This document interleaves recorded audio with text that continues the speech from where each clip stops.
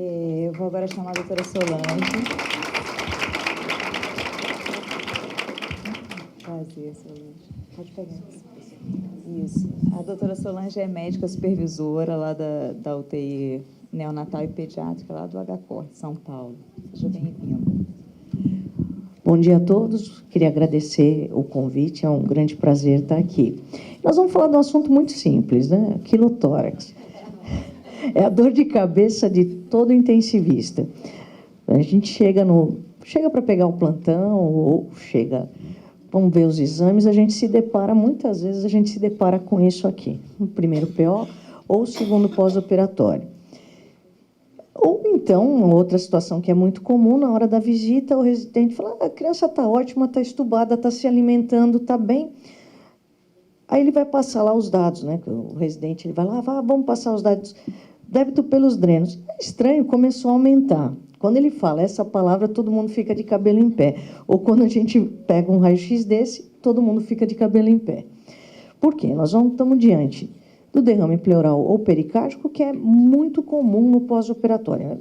Eu vou mostrar depois um slide que tem 90% dos pacientes no pós-operatório apresentam algum tipo de derrame. E aí fica a dúvida, é um transsudato ou é um quilotórax? Quando a gente está no começo, é sempre o transsudato. Quando a gente já é mais velho, é sempre um quilotórax.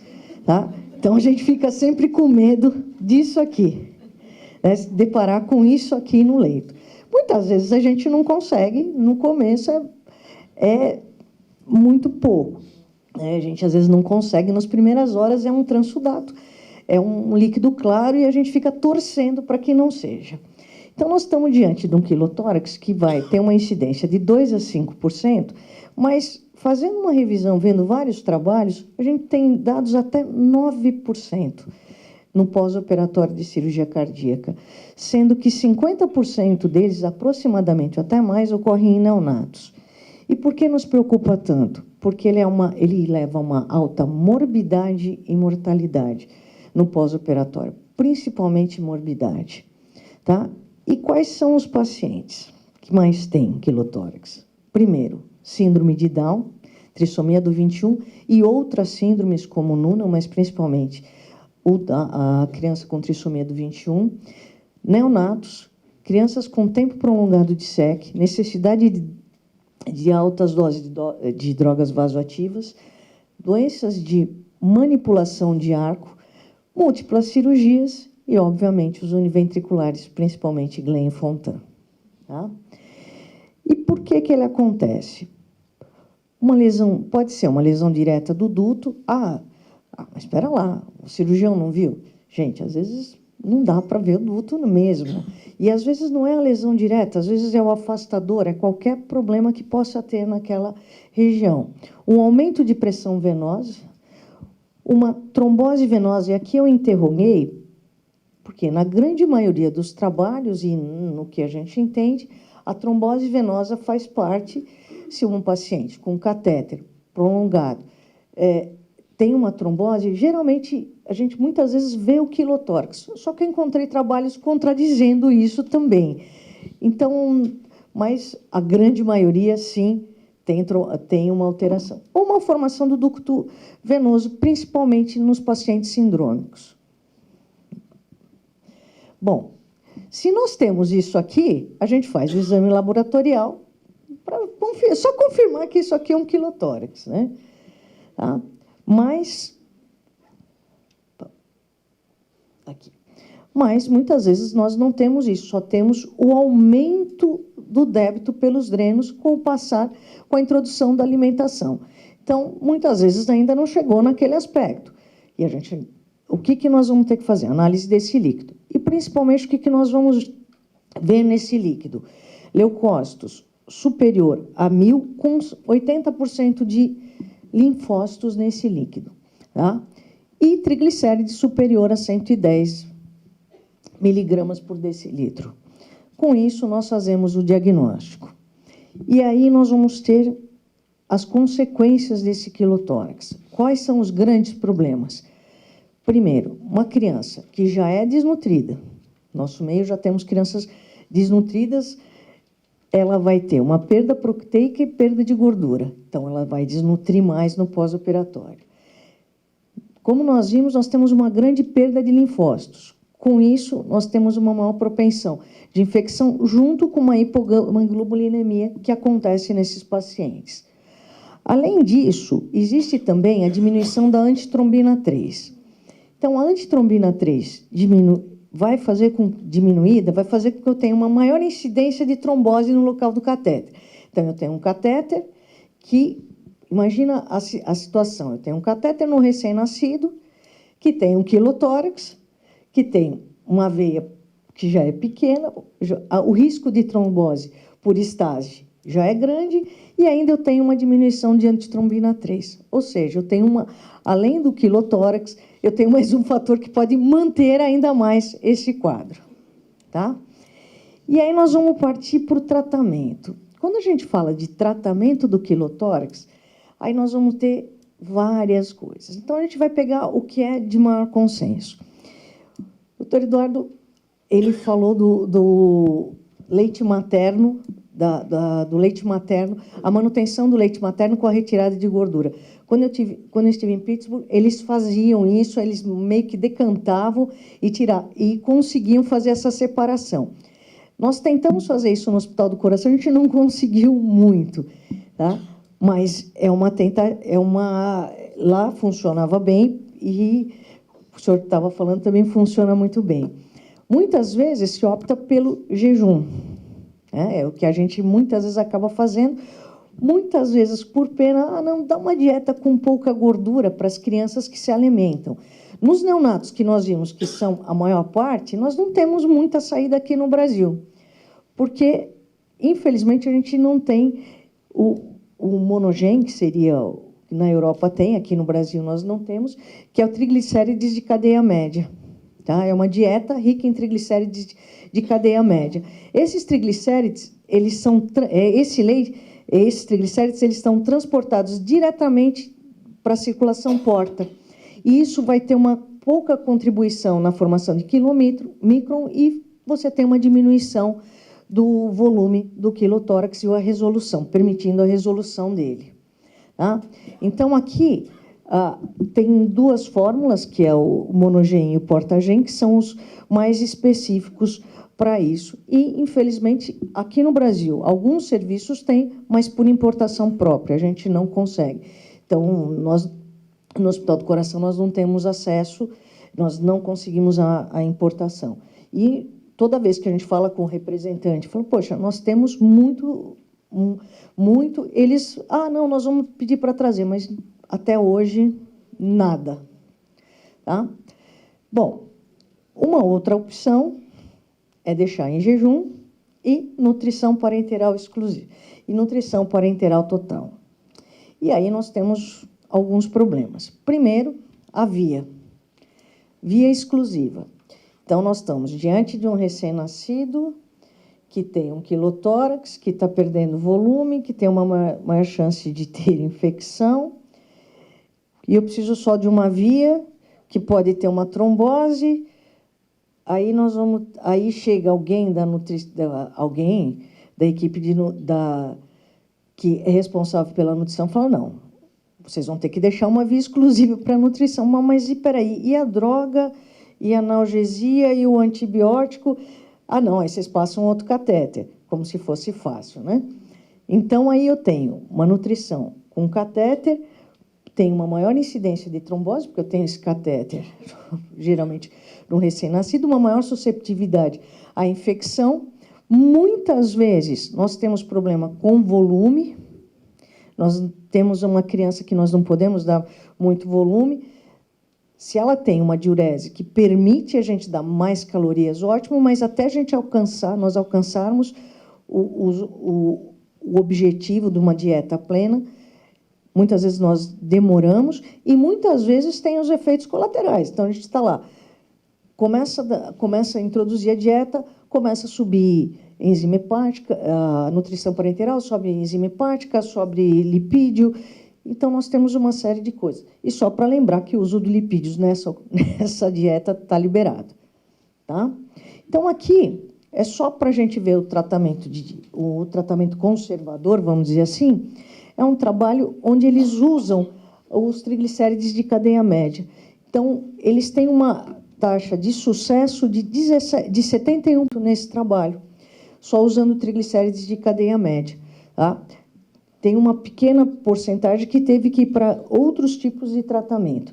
E aqui, eles têm só 2 pacientes que tiveram que ir para pleurodese, para cirurgia, para ligadura do duto e lise de trombo,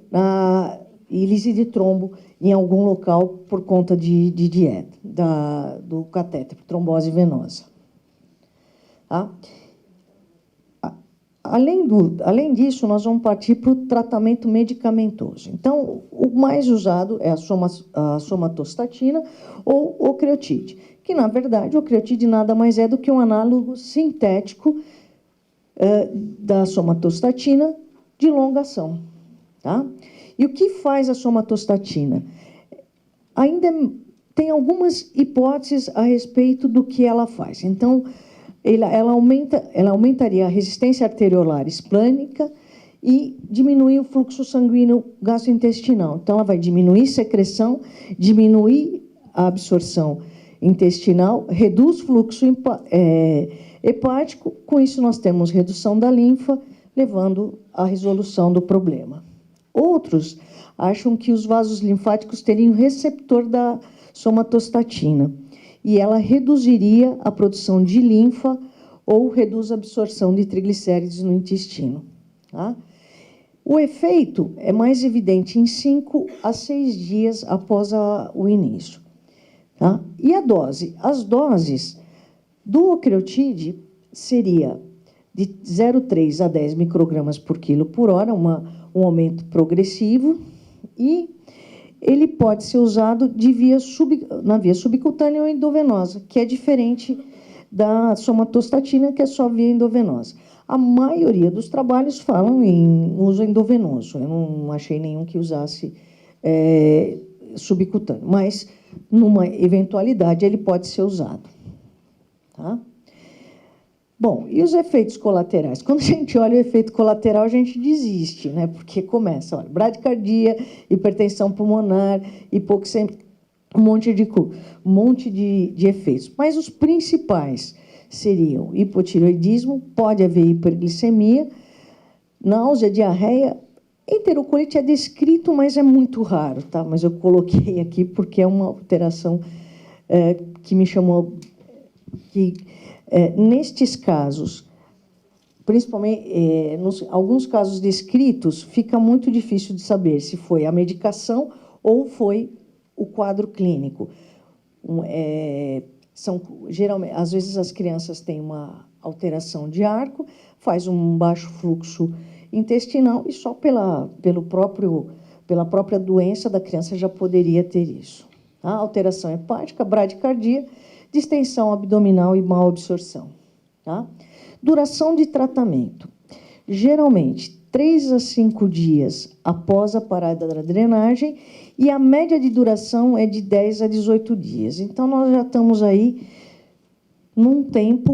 nós já temos aí um tempo de permanência em UTI ou hospitalar muito... Aqui já estamos prolongando. Uma criança que a gente fala, não, é só nas crianças com cardiopatias mais complexas.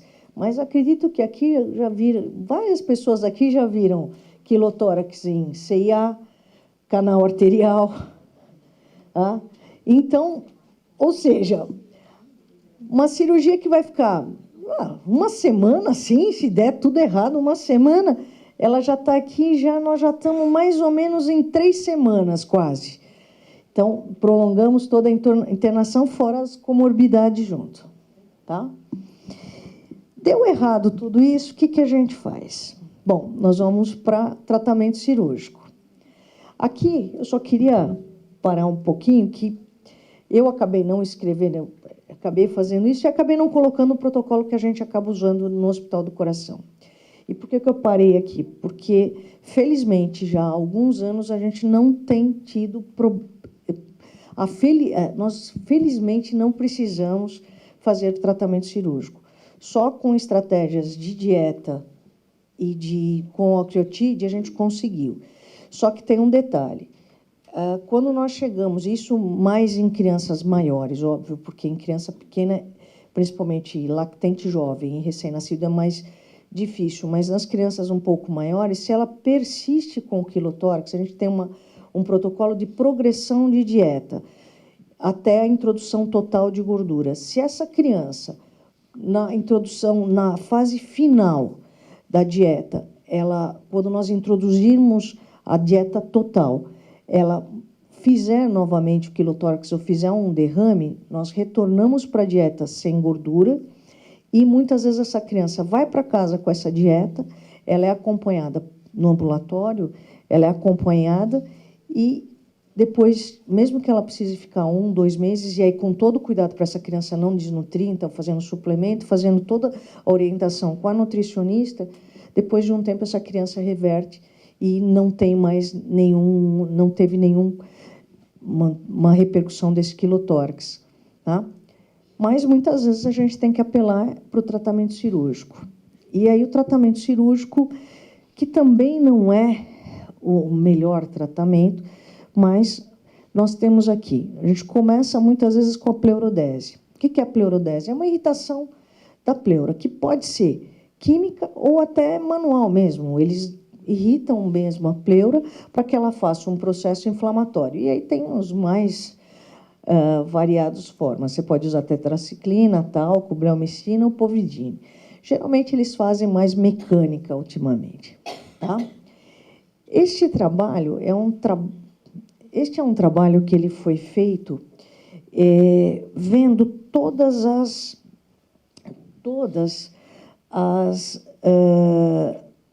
revisando, é uma revisão de todas as revistas, todos os dados publicados em português, inglês e espanhol, tá? Sobre quilotórax em neonato. Então, a gente vai olhar que a grande maioria tem a resolução com octreotide, somatostatina, e alguns pacientes, eles têm que fazer a ligadura do duto. E como é que essa ligadura do duto, como é que ela é feita? Ela pode ser feita por toracotomia, uma toracotomia lateral, feita a ligadura essa técnica foi descrita em 1948. Mas, mais recentemente, foi descrita a ligadura acima do hiato diafragmático.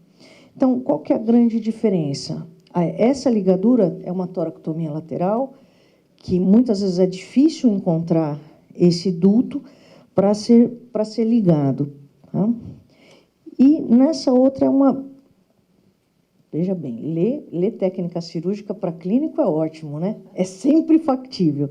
Então, eles colocam um clipe acima do hiato. Então, eles clipariam o duto bem nessa região. Tá? E eles mostram que tiveram bons resultados com essa técnica. Tá bom? E aqui, só para voltar, e se tudo isso falhar, ainda existe a derivação pleuroperitoneal. Felizmente não vi nenhuma ainda. Eu já vi quase tudo, essa ligadura aqui não, mas o resto eu já vi todos os tipos de tratamento. Aqui ainda, felizmente, ainda não passei por isso. Tá? E aqui, aqui são os dados dos tratamentos cirúrgicos com a ligadura. Olha, de novo, a maior parte, com o tratamento convencional, ela resolve.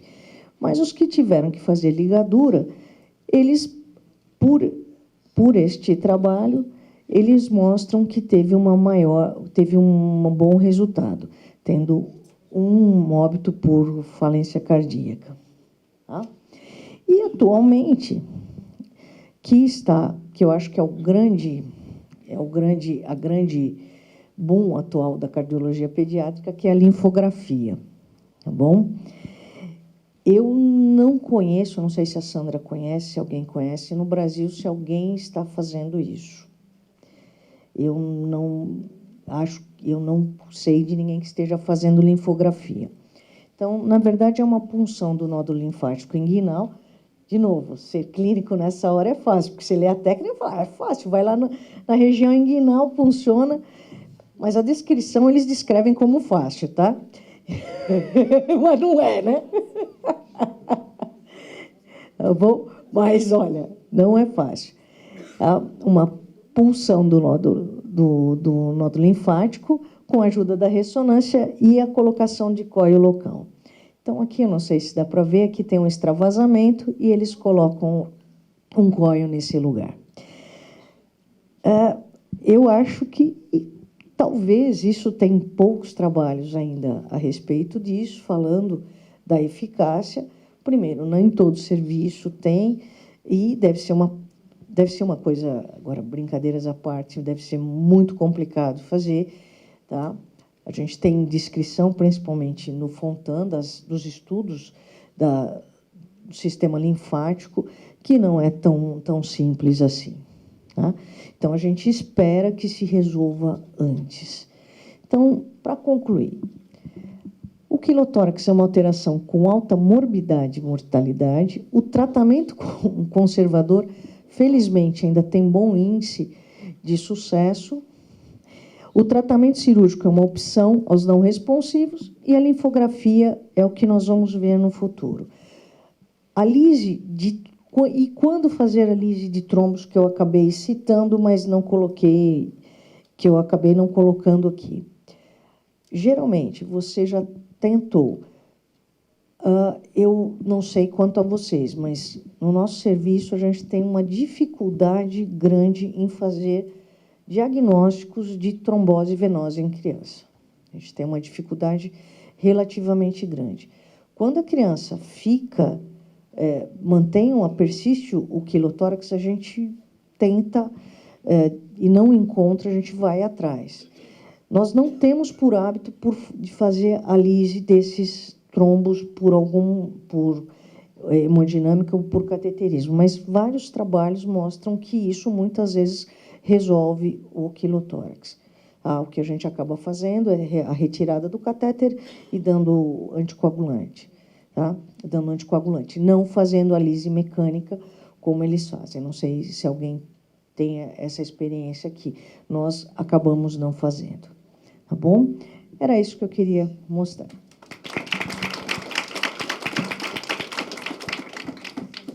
Agora eu vou chamar o doutor Eduardo e a doutora Solange para sentarem aqui na mesa com a gente poder discutir as coisas. Pode sentar aqui.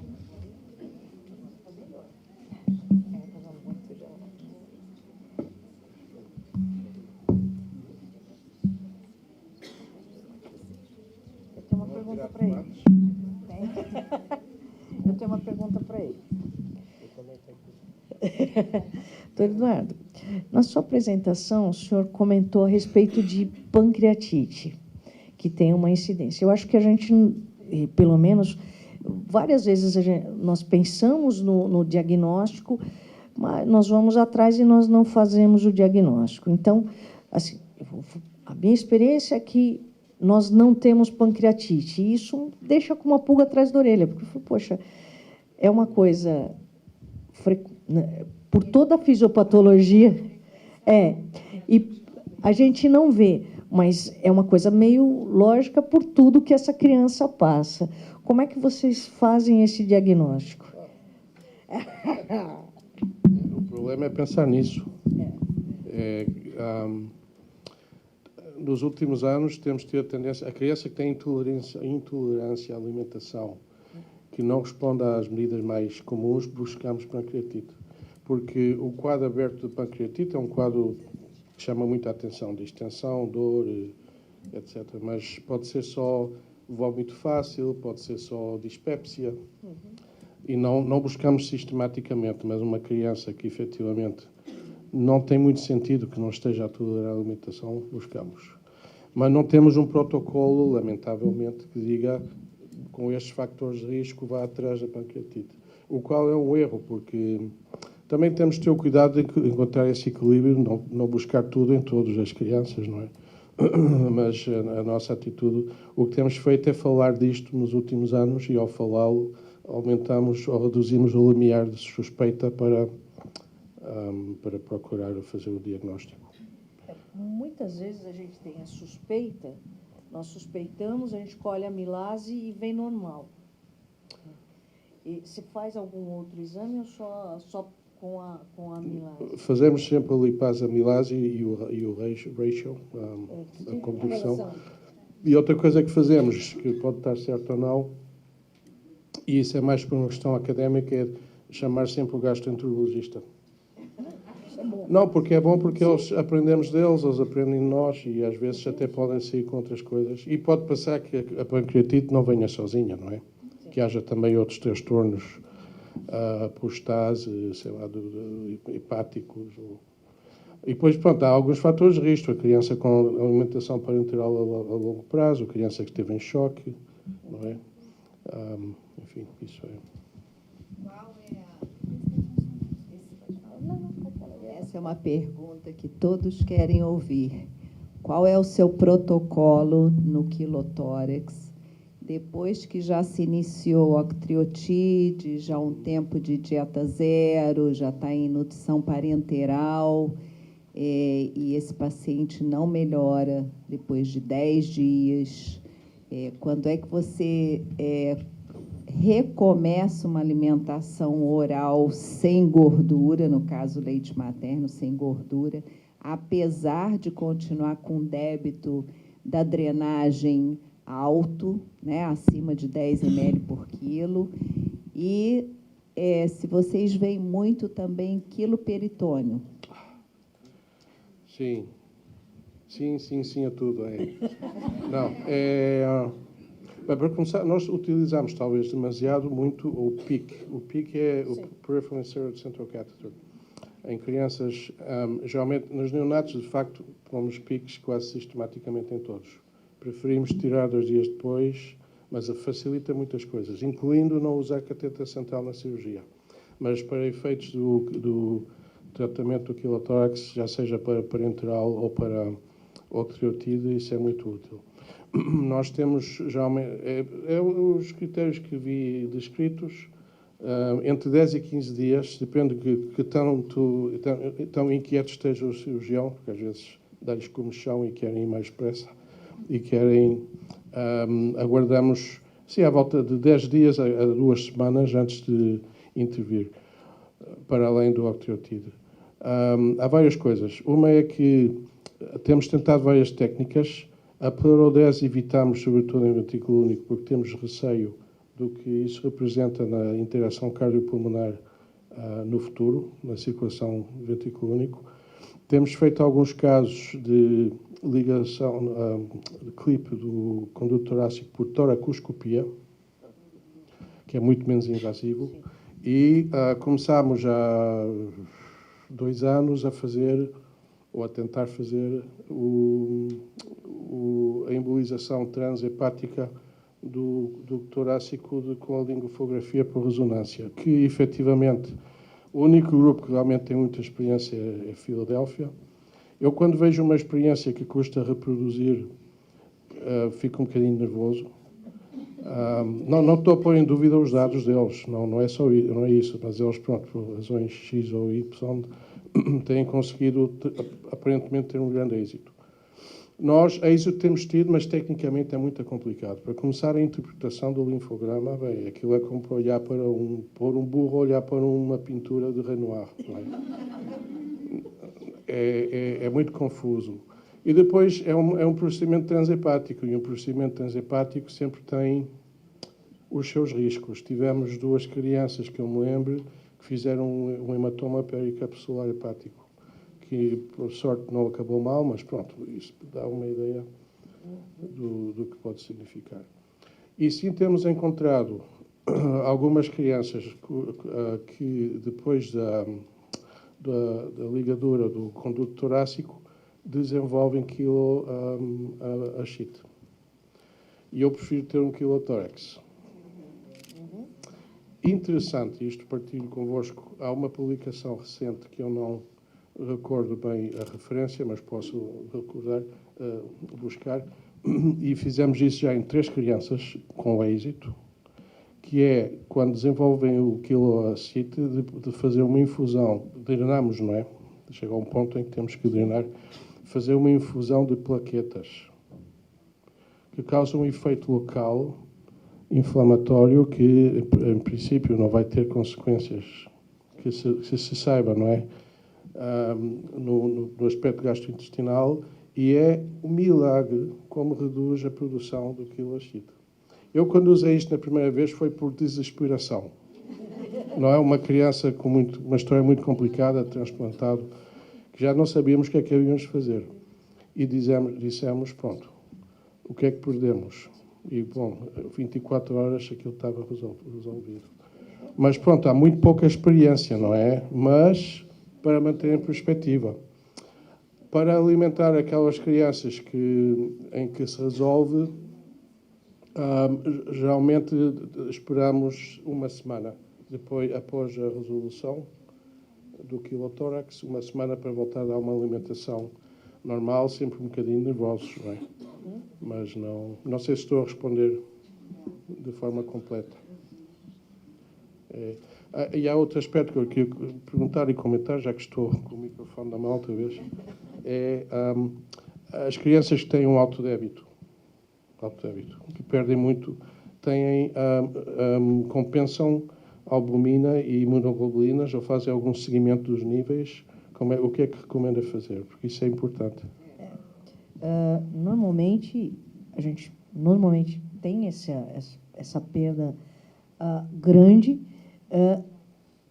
quando nós, no tratamento, na terapêutica, a gente sempre dosa gama-globulina e fazemos a reposição. A gente repõe sempre, porque muitos deles, e isso que a gente tem aqui, os nossos pacientes, eles já são desnutridos, muitos fazem quilotórax, então a desnutrição, eles já são imunodeprimidos, fazem quilotórax, perdem gama-globulina, perdem gama, perdem tudo, eles ficam muito mais suscetíveis à infecção e aumenta muito a morbidade e o risco de sepsis nesses pacientes. Então, nós fazemos a reposição meio que sistemática desses pacientes. Então, uma dosagem, no mínimo, uma vez por semana desses pacientes da gama e acompanhando. E a reposição e a proteína, no nosso protocolo, a gente acaba deixando em jejum, tenta dar na nutrição parenteral o melhor possível dentro da necessidade de volume, da limitação de volume, que é o problema. Se a criança está bem, tem um bom débito urinário, e muitas vezes ela também tem ela tem perda também volêmica, então dá para se fazer mais volume. Às vezes a nossa grande restrição são os efeitos colaterais da nutrição parenteral, quer dizer, aumenta um pouquinho o lipídio, aumenta a função hepática, então às vezes a gente não consegue progredir por isso. Tá? E outra coisa, a gente tem bastante criança com síndrome de Down, que é um outro fator que acaba, mais um fator para a gente repor mesmo o gama. Então, sempre de olho nisso, né? Que é a criança. E muitas vezes o que a gente vê também são os hormônios tireoidianos, que às vezes com o paciente, como ele tem uma perda proteica muito grande, às vezes ele perde a proteína que carrega o hormônio. Então, neste momento, às vezes a gente precisa repor também esses pacientes. É sempre interessante, que eu acabei não colocando, acabei esquecendo, sempre observar os hormônios tireoidianos, que muitas vezes precisa ser reposto, principalmente nessa fase. Não sei se você tem uma experiência diferente. Com os Downs temos muita cautela, efetivamente. E eles geralmente têm também derrame pericárdico, quando há hipotireoidismo, que é muito interessante. E a albumina de 5% ou 25%. Também usam sistematicamente. Isso. E uma coisa que eu queria dizer também é que procuramos tromboses do segmento superior, sempre, porque também na nossa experiência, ao ter encontrado e tratado, houve uma melhoria, se não resolução. Agora, a pergunta é o que é que teria passado se não tivéssemos tratado. E como é que se trata? Dependendo do grau de organização da obstrução, pode ser heparina. Temos usado RTPA em alguns casos, que não estão a sair da sala de operações, senão cai o cirurgião morto um infarto, não é? E, em alguns casos, cateterismo, para ir abrir o vaso pelo menos com o balão, muito poucas vezes temos posto stents, a não ser que haja um fator anatómico que predispõe à trombose, e o que fazemos é dilatar o trombo contra a parede do vaso e depois associar a heparina. Mas talvez não seja a prática adequada, não é? Talvez, não sabemos. A gente pensa em usar o Actilise, que é o RTPA, né? Em alguns casos, nós tivemos até um caso bem complexo, né, Vanessa? Um caso que a criança fez uma trombose que pegou toda a cava inferior, e a gente fez heparina um tempo, e ela com... Essa fez quilotórax ou quiloperitônio? Quiloperitônio, que são os piores, de alto débito. E ela tinha hemorragia intracraniana grau 2, o que impediu a gente de fazer o Actilise, e acabou tentando tirar de outra forma. Mas são casos bem complicados, né, quando eles fazem esse quiloperitônio. Tivemos uma criança, estamos com uma criança, né? Vamos começar a tentar fazer a plaqueta agora, então, né? Eu vou te encontrar o artigo que vou-lhes mandar. Quer falar alguma coisa? Eu ia perguntar da derivação pleuriperitoneal, mas acabou que o Solange já falou que eu nunca vi. Lá vocês já fizeram alguma vez essa derivação pleuriperitoneal? Excepcionalmente, não, e não há realmente nenhum critério assim definido no algoritmo. Digamos que um dia chegou o cirurgião e fez isto, aquilo, e eu vou fazer uma derivação. Mas não posso dizer que isso seja a experiência que estou à vontade de partilhar, não é? Mas deu certo ou não? Dos doentes que eu me lembro, sim, mas também não sei, voltamos ao mesmo. Qual teria sido a história natural se não tivéssemos feito isso? A vantagem é que foi feito também por tracoscopia, então não foi assim como uma intervenção grande e tal, mas pronto. Doutor Solange, doutor Eduardo, eu queria saber de vocês se vocês, nesses pacientes de quilotórax de evolução mais prolongada, se vocês usam anticoagulação profilática e como que a doutora Solange faz a reposição de albumina. Bom, normalmente nós não fazemos o uso de heparina nesses pacientes. Bom, a reposição da albumina a gente acaba fazendo muito em função dos níveis desses pacientes. Tá? Nos Estados Unidos, eles têm a 5% albumina, a gente aqui só tem a 20%, então a gente acaba usando a 20% mesmo. Tá? Acaba usando a 20%. Geralmente, nos primeiros dias, a gente acaba usando mais uma reposição, então a gente usa ao redor de 1 grama, 1 a 2 gramas, 1 grama por quilo por dia, tá? E dependendo de como estão os níveis proteicos e de quanto a gente está usando, porque muitas vezes nesses pacientes eles perdem bastante, nós estamos dando proteína na parenteral, se a gente for dar mais proteína com albumina, às vezes a gente pode ter alterações renais nesses pacientes, pode subir a ureia desse paciente, que já isso não é infrequente. Então, muito mais no início, onde você não dá tanta proteína, você não consegue alcançar a sua meta. Tá? Uma das coisas que às vezes a gente vê fazer e a gente precisa tomar cuidado é como nós não temos os triglicéridos de cadeia média e a criança, às vezes você quer alimentar a criança, é usar o molículo. Então, cuidado quando a gente usar leite desnatado, que não é o melhor, a gente sabe, mas alguns serviços usam. Hoje nós estamos evitando usar, mas quando nós usávamos, ele tem uma alta concentração proteica. Então, quando a gente dá para a criança, mesmo que seja diluído, ele tem muita proteína.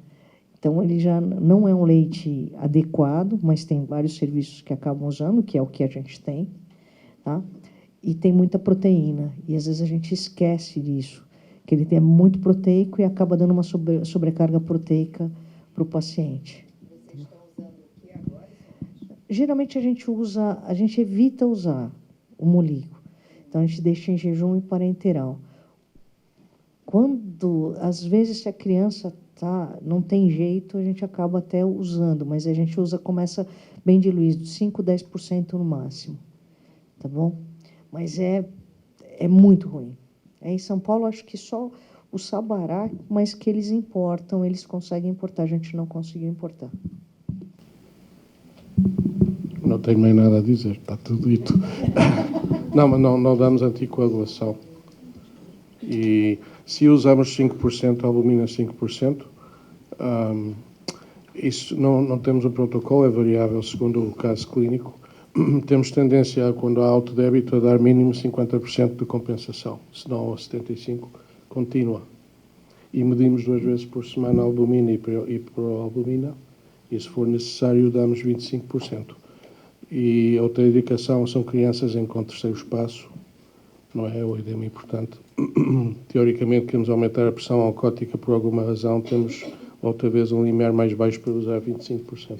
Mas a albumina de 5% é útil para manter os níveis, pelo menos, de forma empírica, não é? Sobretudo crianças com Fontan. Isso é mais do que... Bom, pessoal, vamos encerrar aqui a nossa discussão. Muito obrigada a todos. Quero agradecer a doutora Solange, doutor Eduardo. Foi um prazer receber vocês aqui.